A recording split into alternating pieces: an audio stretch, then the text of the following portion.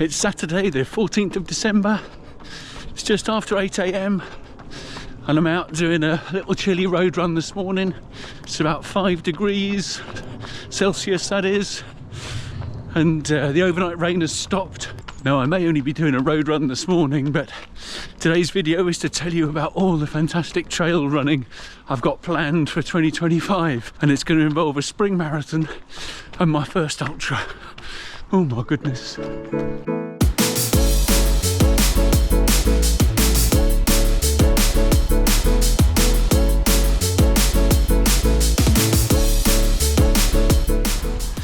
So for those of you who don't know me, I'm Julian. I'm a middle-aged bloke who enjoys trail running, and what I do is I research my trail runs. I take you with me and I share with you all the interesting stuff that I've found out.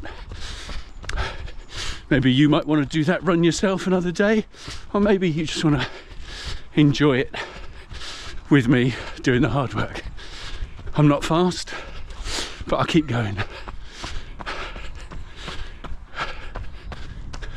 What I've done is I've planned a few key races, what I call feature races, that are booked in, accommodation booked, thinking about training plans, more of that in another video probably.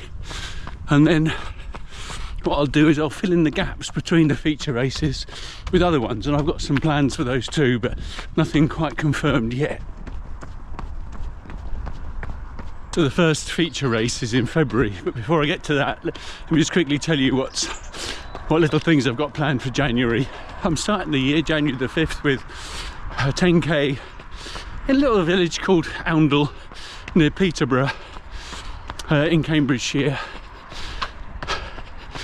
It's a road 10k, but should be a bit of fun to do and keep me honest over the Christmas break.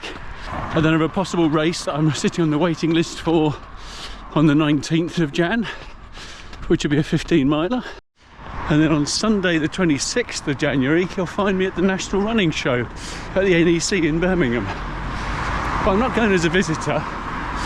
You know, I like to give a little back sometimes, and I volunteered to marshal at several races over the last few years.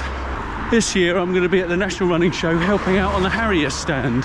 They asked for some volunteers to help out, and I've used quite a lot of their kit in the past and I like it.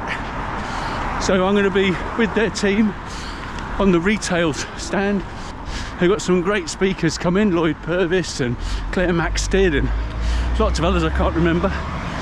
So do pop along, come and say hi to me on the Harrier stand.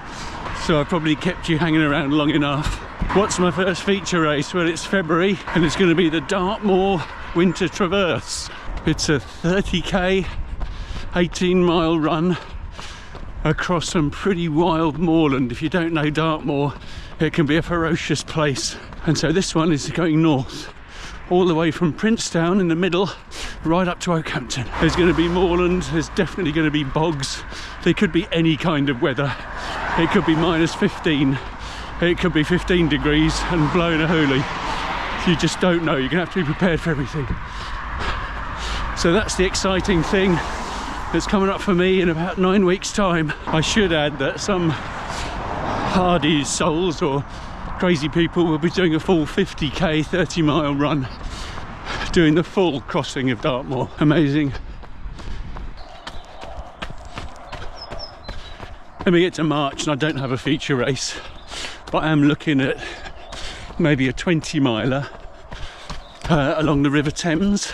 And the reason I'm looking at a 20-miler in March is because that might feed in perfectly into April's feature race, which is my 4th ever marathon, also a trail marathon that's going to take place on the North Yorkshire coast.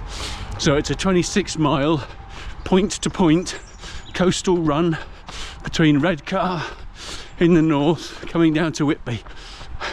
It's called the Charm Bracelet Marathon and it's the first time it's ever run, so I thought it'd be cool if I pop up there with a camera, and then anybody else wants to do it on another year, they'll know exactly what it's like. So that's April. Morning. Yeah, good, you? Is that train coming or not? Morning. Thank you.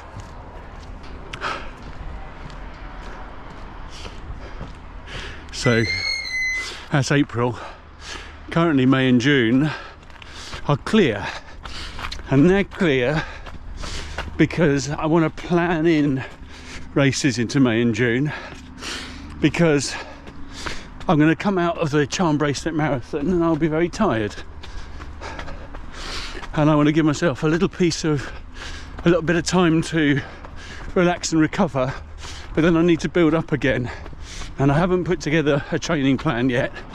But the reason it matters is because in July, that's my next feature race, and there I've decided, for better or worse, to enter a 50k 30-mile ultra. So one of the famous runs in the south is called Race to the Stones, and it's a 100-kilometre 60-mile run following the Ridgeway Path, ending up at the prehistoric stone circle site at Avebury. Now I'm not going to do that full one, I'm going to just do the second day, which is 30 miles 50k, starting in Wiltshire and finishing down at Avebury.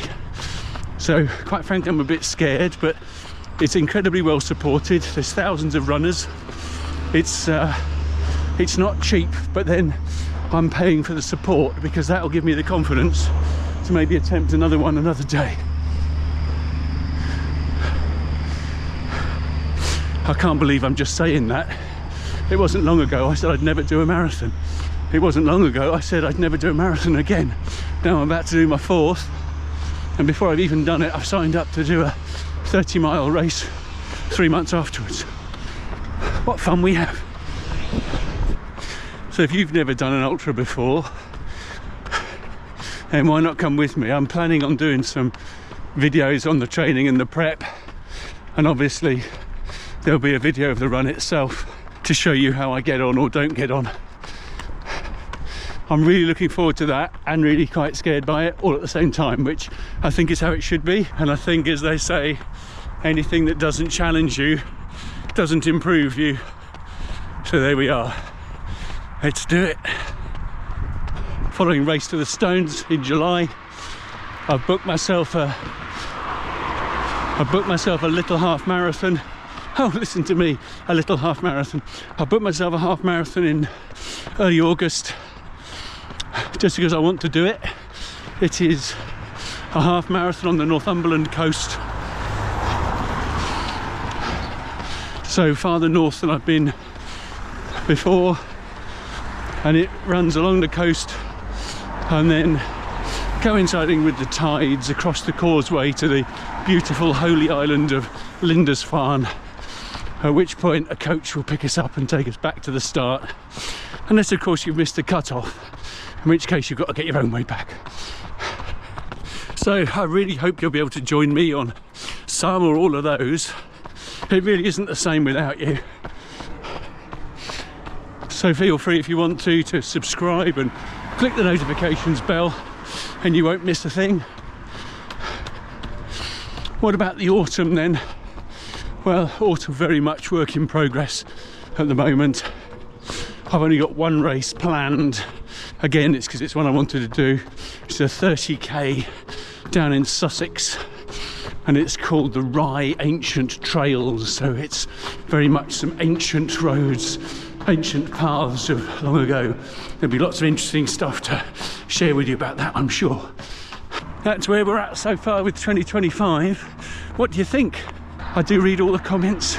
I do my best to reply to them all as well, so look forward to hearing from you. Let me know what you think. Nearly at the end of my 75-minute run. So that'll do for today. I'll now go and edit this, try and get it up on YouTube. Thank you so much for joining me. Like I say, it isn't the same without you, and I really hope you'll join me again for some or all of the runs I've got planned, when I share interesting stuff that I found out about the places we run. So thanks again. I'll see you soon. Ta-da.